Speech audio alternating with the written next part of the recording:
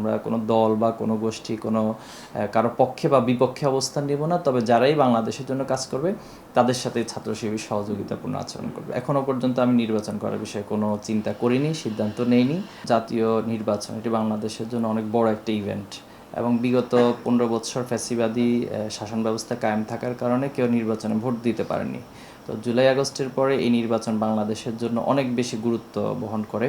সে জায়গায় ছাত্র শিবির আমরা সচেতনতার পাশাপাশি জুলাই এবং আগস্টের স্পিরিটকে ধারণ করা, পাশাপাশি হচ্ছে একটি কাঙ্ক্ষিত বাংলাদেশ বিনির্মাণের জন্য সবাই যে বাংলাদেশটা দেখতে চায়, দুর্নীতিমুক্ত বাংলাদেশ, এরপর হচ্ছে সন্ত্রাসমুক্ত বাংলাদেশ, সকলের নিরাপত্তা নিশ্চিত হবে, সকলে তার অধিকারগুলো যথাযথভাবে পাবে, ন্যায় বিচার, ন্যায় ইনসাফ প্রতিষ্ঠা হবে, এখানে কোনো বৈষম্য থাকবে না।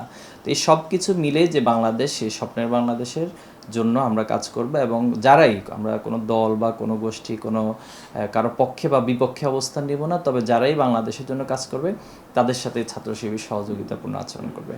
আর আপনি যে প্রসঙ্গে নিয়ে এসেছেন, আমি যেহেতু এখনও ডিসেম্বর পর্যন্ত আমাদের মানে সময়কাল আছে সেশনের, তো এই সময়ের পর এখনও পর্যন্ত আমি নির্বাচন করার বিষয়ে কোনো চিন্তা করিনি, সিদ্ধান্ত নেইনি।